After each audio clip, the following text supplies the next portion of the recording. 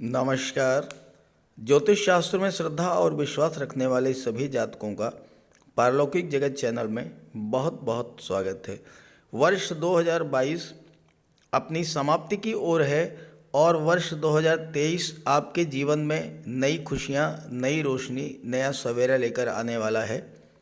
सबसे पहले आप सभी को आने वाले नव वर्ष की अग्रिम शुभकामनाएं दे रहा हूं। आप भी ये जानने को बेचैन होंगे कि ग्रह गोचर के अनुसार नया वर्ष आपके जीवन में क्या क्या सुखद परिवर्तन लेकर आने वाला है। देखिए, ये समय बीते समय की घटनाओं, लाभों, हानियों की एनालिसिस करने का है और नए उत्साह के साथ नूतन वर्ष 2022-2023 में प्रवेश करने का है। तो मैं सबसे पहले आपको ये बताऊंगा कि पिछले वर्ष में आपके जीवन में क्या क्या समस्याएं आई थीं और क्यों आई थी। उसके बाद चर्चा करेंगे वर्ष 2023 के पहले 3 माह जनवरी, फरवरी और मार्च आपके लिए किन किन खुशियों की सौगात लेकर आ रहे हैं। कब कब बनेंगे धन के योग, कब बनेगा विवाह और संतान प्राप्ति का योग, नौकरी का योग कब बनेगा, प्रॉपर्टी वाहन खरीदने का योग कब बनेगा और कब कब ग्रह गोचर इस तरह का होगा जब आपको नौकरी या रोजगार का योग बने, कब भाग्य आपका साथ देगा और कौन सा वो समय होगा जब आपको विशेष सावधानी बरतनी होगी। तो वीडियो शुरू करते हैं। सबसे पहले मैं आपको ये बताऊंगा कि बीता वर्ष 2022 आपके लिए किन किन महीनों में कौन कौन सी परेशानियां लेकर आया था और क्यों। फिर चर्चा करेंगे 2023 के प्रारंभिक 3 महीनों जनवरी, फरवरी और मार्च के बारे में। ये विश्लेषण आपकी चंद्र राशि के आधार पर किया जा रहा है और वीडियो के अंत में मैं आपको ग्रहों के उपाय भी बताऊंगा। 2022 में कुछ कालखंड ऐसे थे जिसमें आपको ग्रहों के गोचर के कारण विशेष परेशानी झेलनी पड़ी। देखिए, सबसे पहले बात करते हैं सूर्य के गोचर के बारे में। 16 जुलाई से 17 अगस्त इस टाइम पीरियड में सूर्य का गोचर कर्क राशि में था और शनि का गोचर मकर राशि में। शनि और सूर्य दोनों एक दूसरे के आमने सामने। ज्योतिष शास्त्र में शनि और सूर्य को एक दूसरे का शत्रु माना जाता है। शत्रु की दृष्टि पड़ने से सूर्य भी पीड़ित हुए और शनि भी पीड़ित हुए। शनि की दृष्टि पड़ने से जब सूर्य पीड़ित हुए तो चूंकि सूर्य ग्रहों के राजा हैं, जब राजा ही पीड़ित हो तो क्या हुआ होगा। सूर्य पिता के कारक, तो पिता को कष्ट। सूर्य शासन प्रशासन सरकारी नौकरी के कारक, वहाँ भी स्थितियां अनुकूल नहीं रही होंगी। साथ ही साथ अगर आप सरकारी नौकरी के लिए प्रयासरत थे, कॉम्पिटिटिव एग्जाम्स दे रहे थे, तो वहाँ भी स्थिति आपके प्रतिकूल रही होंगी। कार्यक्षेत्र में वर्कलोड बढ़ा होगा, अधिकारियों सहयोगियों का सहयोग नहीं मिला होगा और चूंकि शनि कर्म के कारक हैं, कर्म क्षेत्र के कारक हैं, अगर आपके पद प्रतिष्ठा, प्रमोशन, वेतन वृद्धि संबंधित कोई मामला था, उसमें भी रुकावट आई होगी। आपका कोई काम सरकारी अधिकारियों से था, वो काम नहीं बना होगा।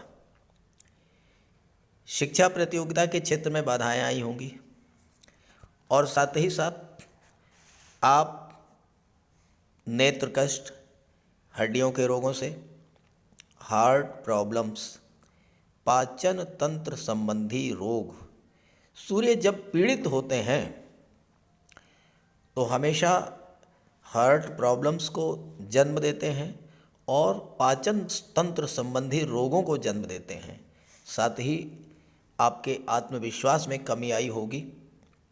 लगातार तनाव रहने के कारण आप माइग्रेन के भी शिकार हुए होंगे। जहाँ तक शनि की बात है, अब शनि पहले से ही वक्री चल रहे थे, सूर्य की दृष्टि पड़ने से और भी पीड़ित हो गए।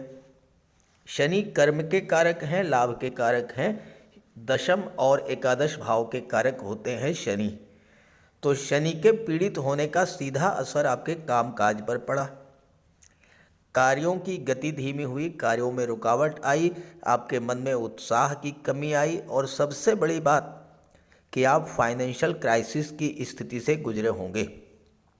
आर्थिक संकट भी आपने झेला होगा। शनि जन्य रोग, घुटनों के रोग, जोड़ों में दर्द, मांसपेशियों में पीड़ा, वायु विकार, एनीमिया, पीलिया, इन सब बीमारियों से भी आप परेशान हुए होंगे। दूसरी जो सबसे महत्वपूर्ण घटना 2022 की रही, वो है शनि का राशि परिवर्तन। 29 अप्रैल को शनिदेव ने राशि परिवर्तन किया और मकर राशि से राशि परिवर्तन करके कुंभ राशि में गोचर किया। कुंभ राशि में ही शनिदेव वक्री हुए और वक्री अवस्था में ही 12 जुलाई को राशि परिवर्तन करके पुनः मकर राशि में आ गए। अब एक ऐसा ग्रह जो कि 2.5 वर्षों में राशि परिवर्तन करता है, अगर वही ग्रह 2.5 महीने में 2 बार राशि परिवर्तन कर ले, तो स्वाभाविक है कि हर क्षेत्र में बहुत बड़ी उथल पुथल देखने को मिली होगी। व्यापार व्यवसाय के मामलों में, रियल एस्टेट के मामलों में, और साथ ही साथ वो जातक जिनके जीवन में शनि की 7.5 या ढैया गतिमान थी,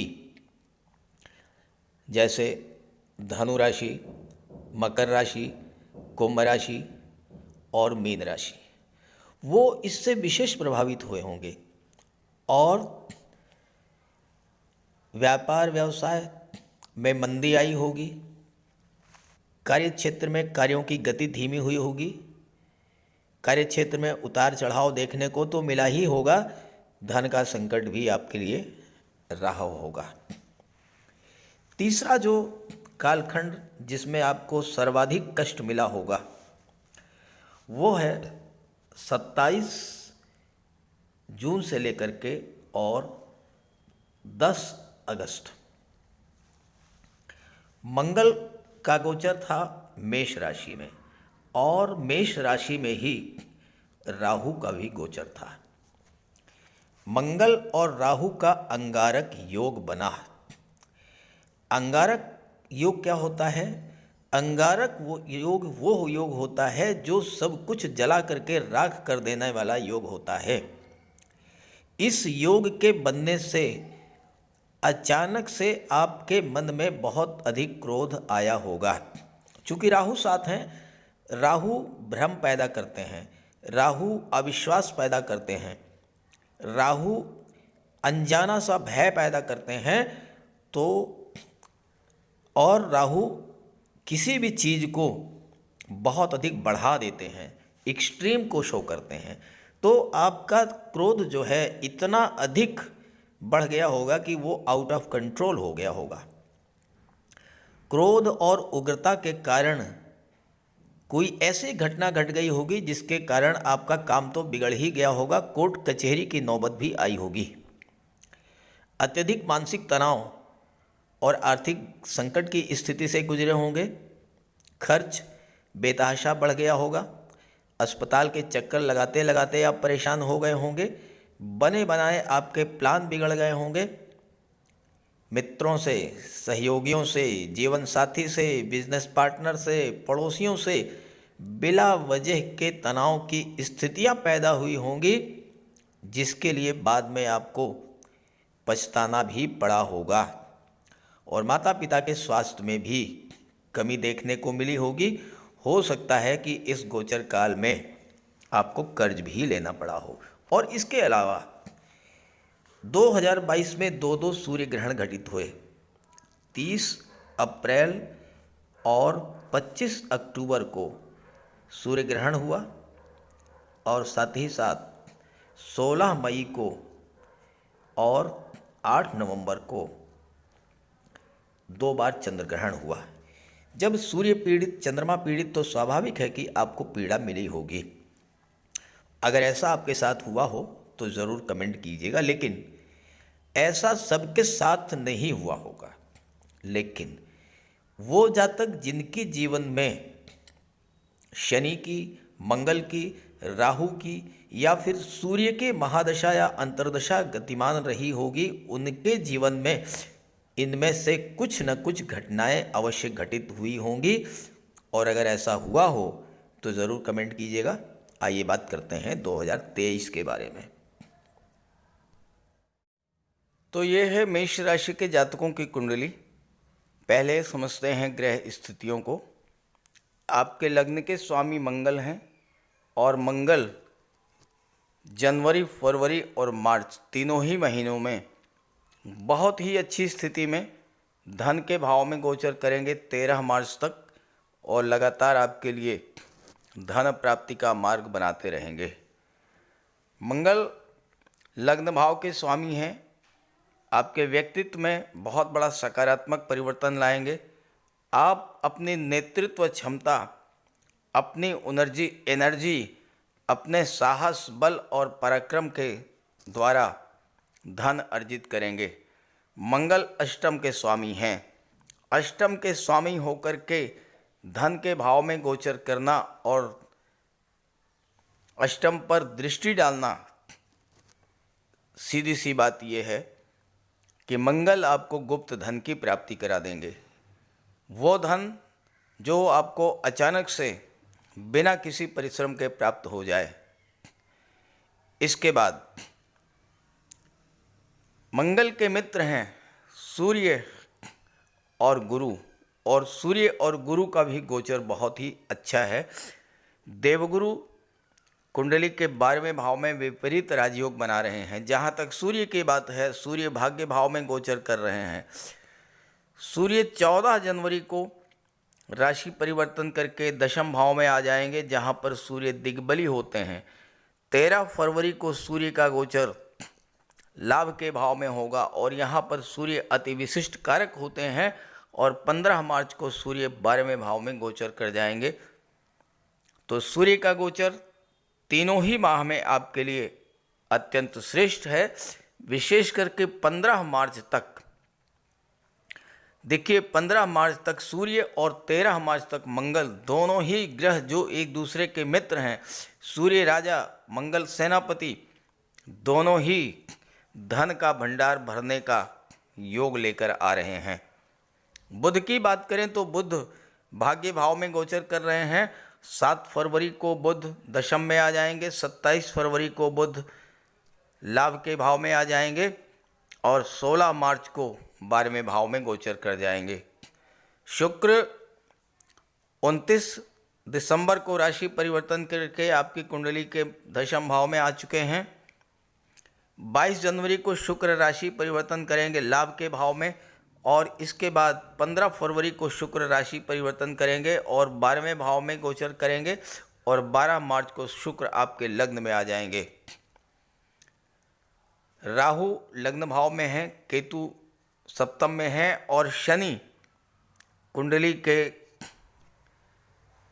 दशम भाव में 17 जनवरी तक रहेंगे। इसके बाद राशि परिवर्तन करके लाभ के भाव में आ जाएंगे। तो ये तो हैं ग्रह स्थितियां। अब एक एक बिंदु पर बात करते हैं विस्तार से। सबसे पहले बात करते हैं धन की। तो जैसा मैंने बताया कि मंगल धन भाव में गोचर कर रहे हैं, अष्टम के स्वामी भी हैं और अष्टम पर दृष्टि भी डाल रहे हैं, तो आपको गुप्त धन की प्राप्ति करा देंगे। अचानक से ऐसा पैसा मिलेगा जो कि आपको बिना किसी परिश्रम के प्राप्त हो जाए। कोई प्रॉपर्टी मिल सकती है, वसीयत या विरासत से धन मिल सकता है, बीमा के क्षेत्र से पैसा मिल सकता है, लॉटरी से, शेयर से पैसा मिल सकता है, या ससुराल पक्ष से पैसा आपको मिल सकता है। रिसर्च के क्षेत्र से आप जुड़े हुए हैं, या फिर आप ऑडिट या अकाउंटेंसी से जुड़े हुए हैं, या आप डाटा एनालिस्ट हैं, इन सब क्षेत्रों से आपको मंगल अचानक से धन की प्राप्ति करा देंगे। कुंडली में धन का योग कब बनता है, पहले आप ये समझें। जब कुंडली के दूसरे भाव का स्वामी, पंचम भाव का स्वामी, नवम भाव का स्वामी और एकादश भाव के स्वामी आपस में संबंध बनाएं, युति बनाकर बैठें, दृष्टि संबंध बनाएं, परिवर्तन करें तो प्रबल धन योग बनता है। अब आप बहुत ध्यान से समझिएगा। दूसरे भाव के स्वामी हैं शुक्र, नवें के हैं सूर्य, पंचम के हैं सूर्य, नवम भाव के स्वामी हैं देवगुरु और 11वें के हैं शनि। तो जब शनि और शुक्र का संबंध बनेगा, जब शुक्र और सूर्य का संबंध बनेगा, जब देवगुरु और सूर्य का संबंध बनेगा, उस स्थिति में धन का प्रबल योग बनेगा। अब आप एक एक योग समझ लीजिए। देखिए, शुक्र 30 दिसंबर को आ जाएंगे दशम भाव में और शुक्र और शनि की युति बनेगी 17 जनवरी तक। अब आप यहाँ देखिए, शुक्र धन के भाव के स्वामी हैं, दूसरे भाव के, और शनि 11वें भाव के स्वामी हैं। तो 11वें भाव और दूसरे भाव का संबंध बन गया। कब तक? 17 जनवरी तक। शुक्र और शनि जब एक साथ होते हैं, शनि शुक्र के प्रभाव को बढ़ा देते हैं। शुक्र है धन के कारक। 17 जनवरी तक धन प्राप्ति का प्रबल योग। इसके बाद शुक्र का गोचर एकादश में होगा और फिर शुक्र का गोचर 12वें भाव में होगा और 12वें भाव में शुक्र अति विशिष्ट कारक बन होते हैं। साथ ही साथ जब 15 फरवरी को शुक्र 12वें भाव में बनेंगे तो देवगुरु और शुक्र की युति बनेगी। जे जुपिटर वी वीनस, शुक्र और गुरु 15 फरवरी को 12वें भाव में एक साथ होंगे। ज्योतिष शास्त्र का कहना है कि अगर शुक्र और गुरु की युति बन जाए, अगर जन्म कुंडली में ये योग बन जाए, उस जातक को जीवन भर धन की कमी नहीं होती है। गोचर में ये योग बन रहा है। गुरु और शुक्र 12वें भाव में एक साथ होंगे 15 फरवरी को। तो 15 फरवरी से और 12 मार्च तक विदेश से धन प्राप्ति का प्रबल योग बनेगा।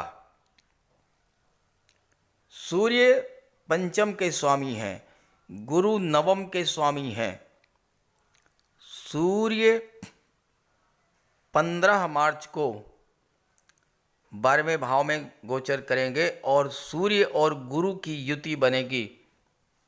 तो 15 मार्च ऑनवर्ड आपके धन प्राप्ति के प्रबल योग बनेंगे और वह भी विदेश भाव में। विदेशों से धन प्राप्त होगा, विदेशी व्यापार की उन्नति होगी। विदेश से कोई पैसा आपका रुका हुआ था, वो पैसा आपको मिलेगा। नौकरी की बात करें तो नौकरी के कारक होते हैं सूर्य, बुध, गुरु और मंगल। सूर्य ग्रहों के राजा हैं, भाग्य भाव में गोचर कर रहे हैं।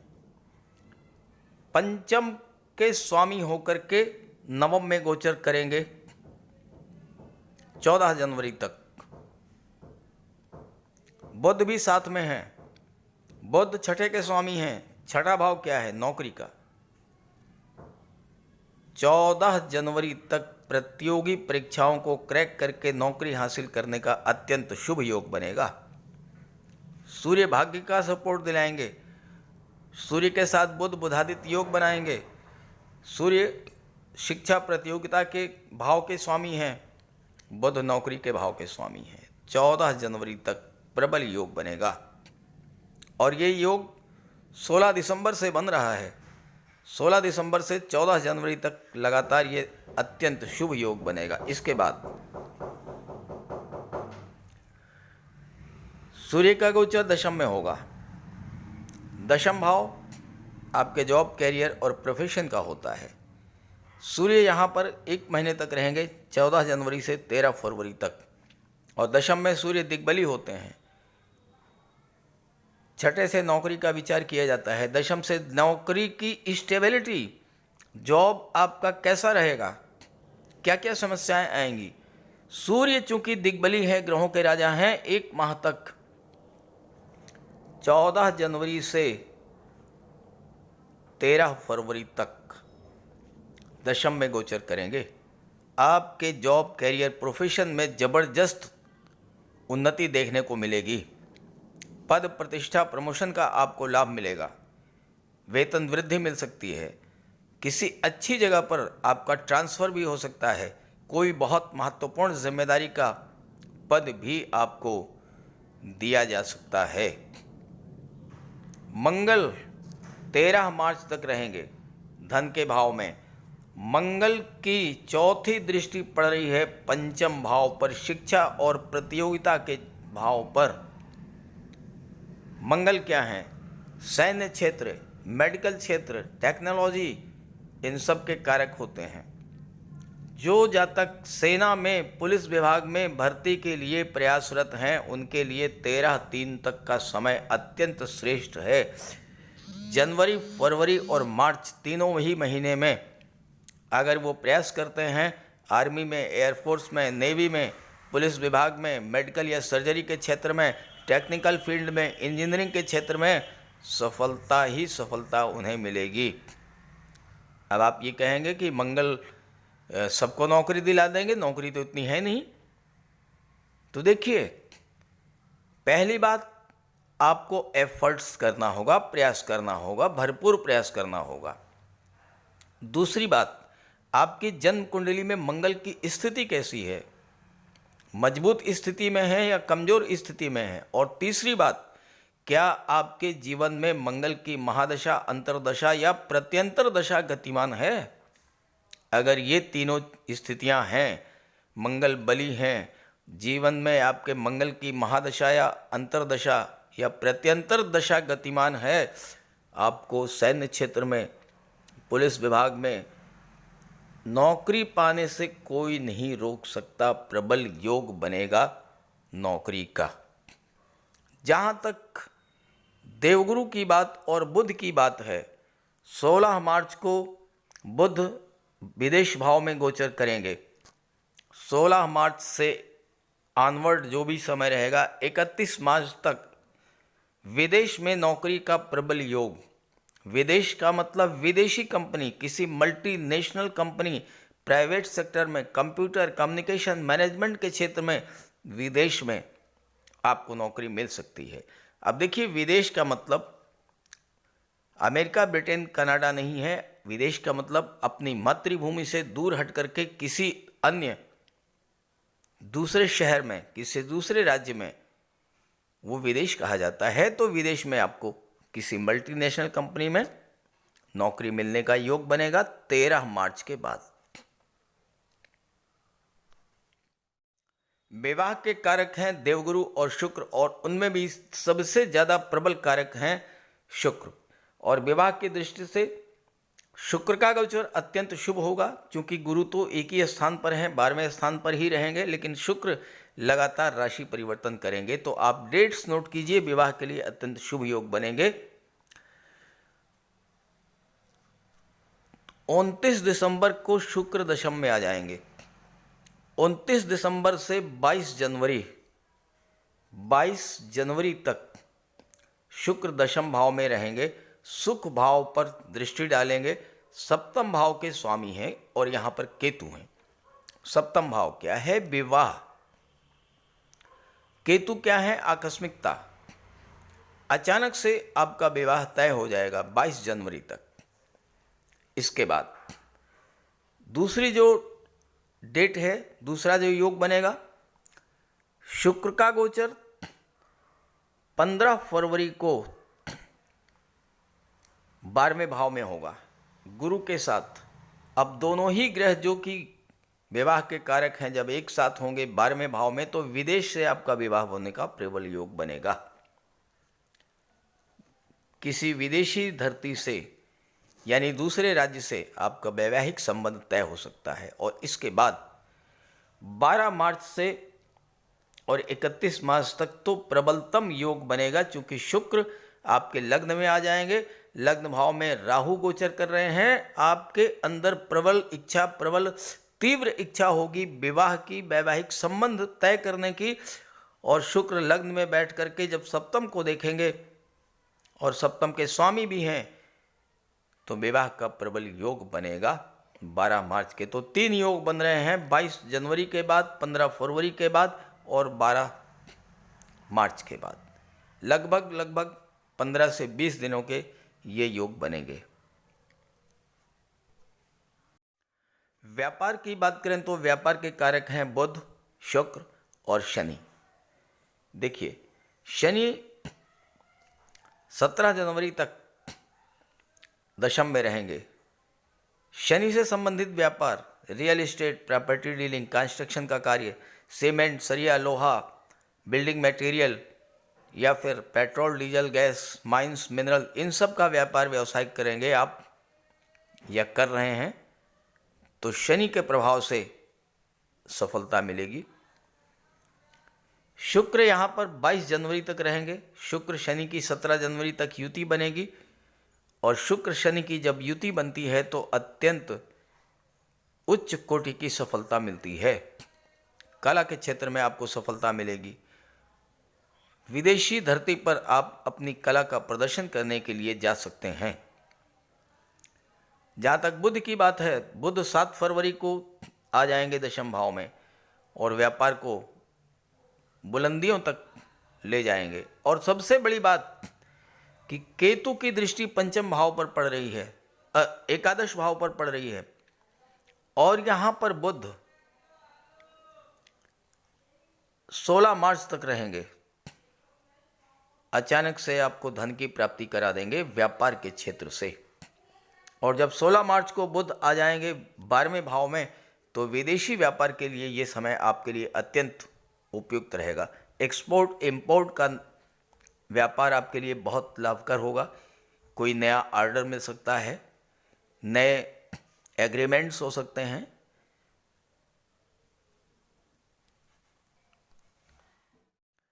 जहाँ तक वाहन और प्रॉपर्टी की बात है तो इसके कारक होते हैं शनि और मंगल, और इसका विचार कुंडली के चतुर्थ भाव से किया जाता है। अब चतुर्थ भाव से मंगल का तो कोई संबंध नहीं बन रहा है, लेकिन शनि का प्रबल संबंध बन रहा है।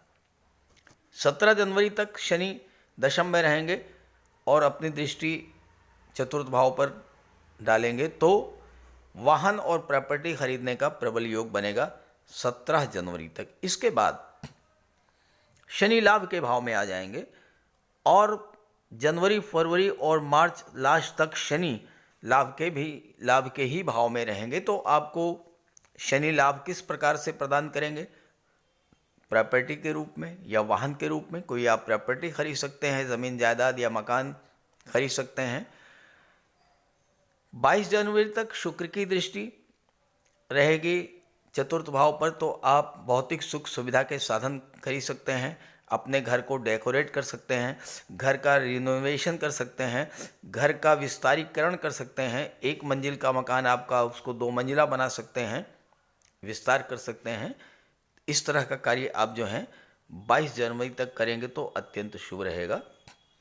तो ये तो रही धन के बारे में, विवाह के बारे में, प्रॉपर्टी के बारे में, नौकरी के बारे में, व्यापार के बारे में। अब बात कर लेते हैं वह कौन सा समय है जब आपका भाग्य साथ देगा और वह कौन सा समय है जब आपको विशेष सावधान रहना होगा। जहाँ तक भाग्य की बात है तो भाग्य भाव में सूर्य और बुध का गोचर है। शुक्र तो 30 दिसंबर को दशम में आ जाएंगे। जहाँ बात हम जनवरी, फरवरी, मार्च ही कर रहे हैं, तो सूर्य और बुध भाग्य भाव में गोचर करेंगे और 14 जनवरी तक भाग्य का फुल सपोर्ट आपको मिलेगा। इसके बाद सावधानियों की बात करें तो 13 मार्च तक मंगल धन के भाव में रहेंगे, धन की प्राप्ति कराएंगे, धन का संचय कराएंगे, परिवार की वृद्धि कराएंगे। लेकिन मंगल की दृष्टि पड़ रही है पंचम भाव पर, तो यहाँ पर गर्भवती माताओं को विशेष सावधानी बरतनी पड़ेगी, क्योंकि मंगल है ब्लड और सर्जरी के कारक, और अगर संतान की प्राप्ति होती है तो ज़्यादा संभावना बनेगी कि वो ऑपरेशन से हो। मंगल की दृष्टि अष्टम पर पड़ेगी। अष्टम भाव दुर्घटनाओं का होता है और मंगल दुर्घटनाओं के कारक होते हैं, तो 13 मार्च तक आपको विशेष सावधानी बरतनी पड़ेगी। यहाँ पर मेष राशि के जातकों के लिए मंगल सब कुछ देने वाले हैं, आपके लिए बहुत ही श्रेष्ठ स्थिति में हैं। वहीं दूसरी तरफ मंगल आपके जीवन में एक्सीडेंट्स के भी कारक बनेंगे, तो वाहन चलाते समय विशेष सावधानी बरतें, आग से दूरी बचा करके रखें, बिजली की चीज़ों से सावधान रहें और हमेशा सतर्क रहें, चूँकि मंगल 13 मार्च तक आपकी कुंडली में है। तो आप मंगल का विशेष उपाय जरूर करें। बजरंगबली की उपासना करते रहें, उनके मंदिर में जाएं, मंगलवार के दिन बजरंगबली को लड्डू का भोग लगाएं, हनुमान चालीसा का पाठ करते रहें, और साथ ही साथ आपकी जन्म कुंडली में जो भी ग्रह कमज़ोर स्थिति में है उसका उपाय जरूर करें। देखिए, नेट से अपनी कुंडली को डाउनलोड कर लीजिए और आप उसमें ग्रहों का अंश बल देख लीजिए। 12 डिग्री से 18 डिग्री के बीच अगर ग्रहों का अंश बल है तो ग्रह मजबूत स्थिति में है। अगर 12 डिग्री से कम या 18 डिग्री से ज़्यादा है तो आप ग्रह का उपाय करें। दूसरी बात ये भी आप देख लें कि किस ग्रह की महादशा या अंतर्दशा गतिमान है, उसका भी उपाय करें। तो चलिए बात करते हैं उपायों पर। किसी भी जातक की कुंडली में बनने वाले राजयोगों का संपूर्ण लाभ उसे तब मिल पाता है जब राजयोग बनाने वाले ग्रह कुंडली में मजबूत स्थिति में हों। और ज्योतिष शास्त्र में ग्रहों को बल प्रदान करने के लिए उपायों की व्यवस्था की गई है।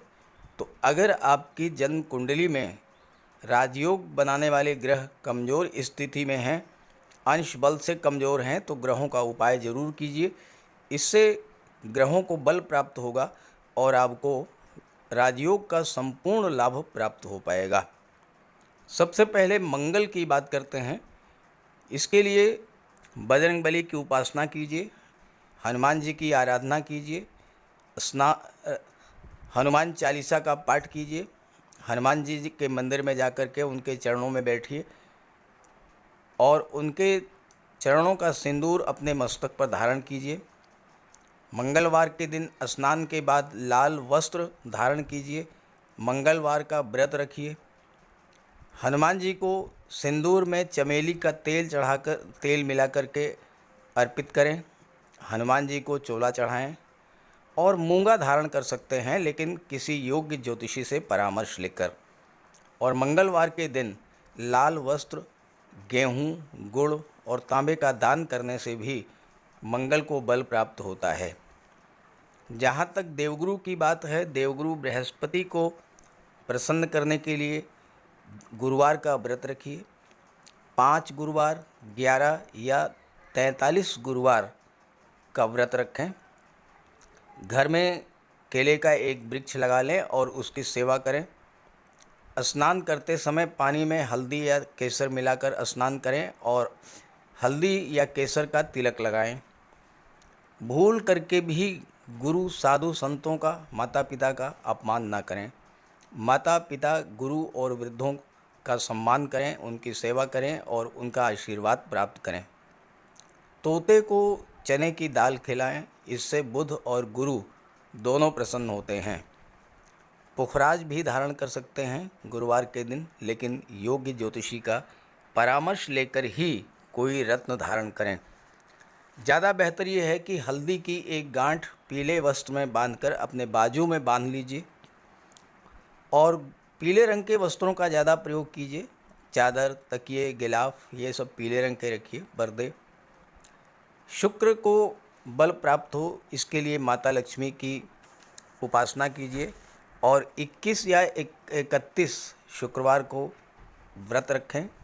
शुक्रवार के दिन सफ़ेद रंग के वस्त्र, चीनी चावल, दूध और दही, घी से बने पदार्थों का सेवन करें। और शुक्रवार के दिन सफ़ेद वस्त्र, चावल, चीनी, घी, श्रृंगार सामग्री, कपूर, मिश्री और दही, इन सब चीज़ों का यथाशक्ति दान करें। डायमंड धारण कर सकते हैं, लेकिन हीरा धारण करने से पहले योग्य ज्योतिषी का परामर्श ले लें। महिलाओं का सम्मान करें। शुक्रवार के दिन कन्याओं को खीर और मिष्ठान का भोजन कराएं। इत्र का प्रयोग करें। घर को साफ सुथरा रखें और भगवान शिव को श्वेत पुष्प अर्पित करें। जहाँ तक बुध की बात है तो बुधवार के दिन तुलसी का पौधा लगाकर उसकी सेवा करें। गाय की सेवा करें। गाय को हरा चारा खिलाएं। हरियाली बढ़ाने वाले पौधे लगाएं और दान करें पौधों का, क्योंकि बुध को हरा रंग अत्यंत प्रिय है। बुधवार को घर के मेन डोर पर पंच पल्लव का तोरण लगा दें और किन्नर को दान देकर उसका आशीर्वाद प्राप्त करें। देवी दुर्गा के मंदिर में हरे रंग की चूड़ियाँ दान करें। गणेश जी की उपासना करें और साबुत हरी मूंग हरे कपड़े में बांधकर अर्पित करें। बुधवार के दिन हरे रंग के रुमाल, मोजे और टाई का प्रयोग करें। ओम बुम बुधाय नमः इसका एक माला जाप करें। पन्ना धारण कर सकते हैं, लेकिन परामर्श के बाद किसी योग्य ज्योतिषी से। और ना तो झूठ बोलें और ना ही किसी को अपशब्द कहें। जहाँ तक शनिदेव की बात है तो कम से कम 19 और ज़्यादा से ज़्यादा 51 शनिवार का व्रत रखें। पीपल के वृक्ष के नीचे सरसों के तेल का दीपक जलाएं शनिवार के दिन। शनिवार के दिन एक प्याले में, एक कटोरी में सरसों का तेल लेकर के उसमें अपना चेहरा देखिए और फिर उस तेल को दान कर दीजिए। उड़द से बनी पंजीरी, पकौड़ा, चीला, बड़ा, इन सब का सेवन करिए। सरसों के तेल में बने भोज्य पदार्थों का सेवन कीजिए। शनिवार के दिन कंबल, जूता, चप्पल, लोहा, काला तिल, काला उड़द, काले वस्त्र और जटा वाले नारियल दान दें। नीलम धारण कर सकते हैं, लेकिन नीलम धारण करना किसी योग्य ज्योतिषी से परामर्श लेकर धारण करें, क्योंकि नीलम रंग से राजा भी बना देता है और कभी कभी अगर नीलम आपके लिए शुभ नहीं हुआ तो राजा से रंक भी बना देता है। इसलिए नीलम का प्रयोग बहुत सोच समझ कर करें। ज़्यादा बेहतर ये है कि आप गरीबों की हेल्प करें। कोई भी गरीब, लाचार, असहाय, दिव्यांग व्यक्ति आपके पास आता है, मदद कीजिए यथासंभव और किसी भी गरीब व्यक्ति को कष्ट ना दें। साथ ही साथ ऐसे कार्य ना करें जो कि शनिदेव को पसंद नहीं है। शनिदेव को छल, कपट, झूठ, फरेब, बेईमानी, आलस्य ये सब पसंद नहीं है, तो ऐसे कार्य मत कीजिए। और शनिदेव को अनुशासन, परिश्रम, मेहनत, ईमानदारी और सच्चाई ये पसंद है, तो ये आप अपने अंदर इन गुणों को विकसित करें, शनिदेव प्रसन्न होंगे। तो उपाय ज़रूर कीजिएगा, इससे आपको लाभ होगा। नमस्कार।